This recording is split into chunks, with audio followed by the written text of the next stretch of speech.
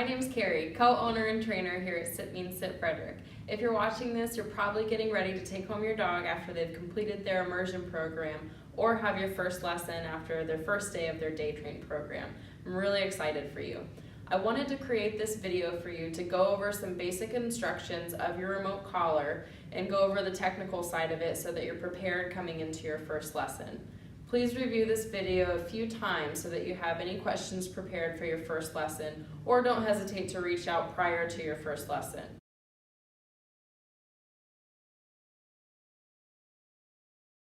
In the first part of our video here, we're going to cover what's in your Sit Means Sit collar box. You're going to see here that we have your remote, your collar, charger, your warranty card, and some additional accessories here. Let's go over some of the functions of your Sit Means Sit collar system.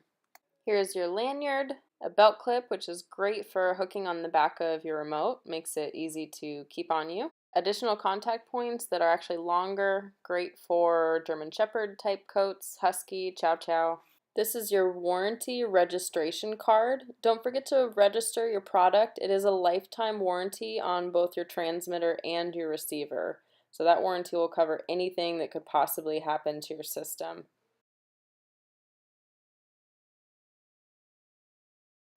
This is your Sit Means Sit collar. The most important thing to remember about your Sit Means Sit collar is that it must be turned on every time you take it off of the charger. It is automatically turned off when you remove it from the charger. The on button is located in between the contact points here. When you turn your collar on, you'll see that it will flash green and flash every 3 seconds while it is on. When you turn your collar off, you'll see that it will flash red. Your collar has a 40 to 60 hour battery life depending on use. It's still a good idea to charge it every night just so you don't get into the every other day game and forget whether or not you charged it. You'll notice that your charger has 2 prongs, so it connects to your transmitter and your receiver and charges them both at the same time. It is a 2-hour quick charge. On your collar, your charging port is located on the back side of the collar underneath the mud flap here. It's a good idea to tuck the mud flap in after charging to protect from debris getting into the charging port. On your transmitter, your charging port is located on the right side here, again underneath the mud flap. Still a good idea to tuck that in when you're finished charging to prevent dirt from getting in there or any other debris. Your whole system is completely waterproof even if the charging ports are open.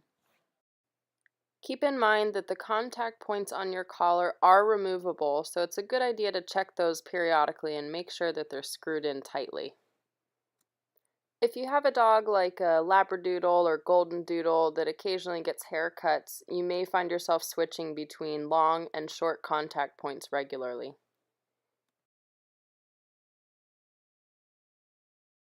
It is very important that you understand that there are 3 different modes on your remote collar. So while you have settings 1 through 7 on your remote, you also have settings on your collar that help control the intensity of your collar.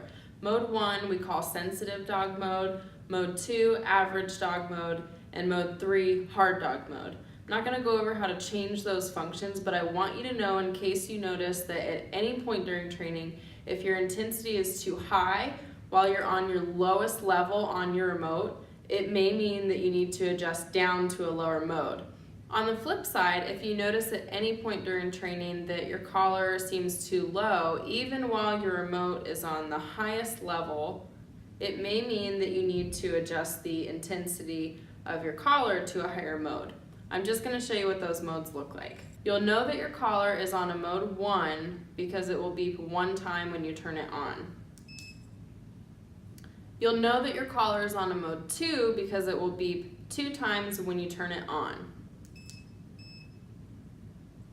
You'll know that your collar is on a mode 3 when it beeps 3 times when you turn it on. It's not incredibly difficult to change the modes on the collar. However, it's not easy to accidentally do just by turning your collar on and off. So don't worry about messing that up. However, just realize that your dog can go through changes during training and it may be something that we need to help you adjust. On your remote, you have 3 buttons: low, medium, and high. These correspond with the levels on your dial. For example, here is a 1 low, 1 medium, and 1 high. Here is a 2 low, 2 medium, and 2 high. Your adjustments on your dial go from 1 to 7. You'll see that you can't accidentally move the dial from the highest level to the lowest level, or the lowest level to the highest level. The VT on your remote stands for vibrate or tone. It is factory set to vibrate, but we don't use that in training. Simply use that function to check that your collar is turned on.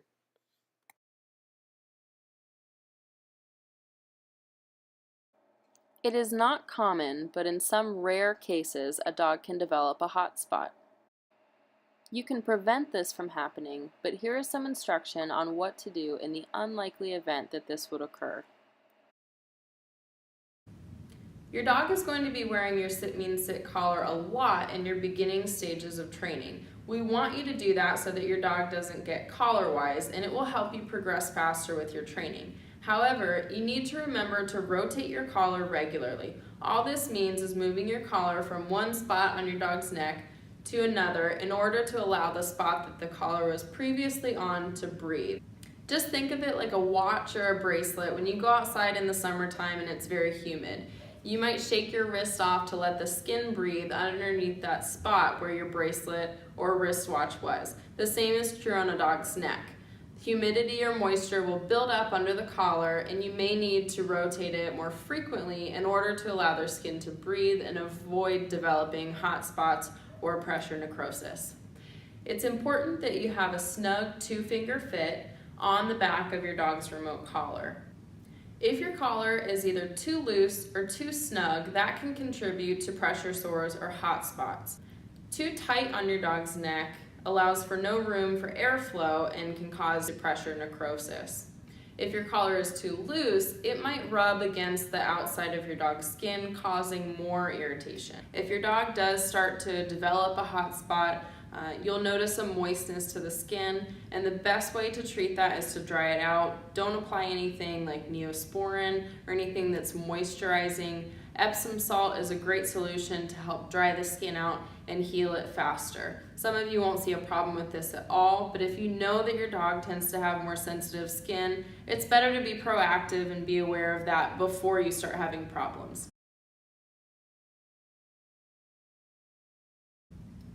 The first item we have here is called a bungee collar. It allows us to simply click the collar off and on for easy on and off access of the remote collar.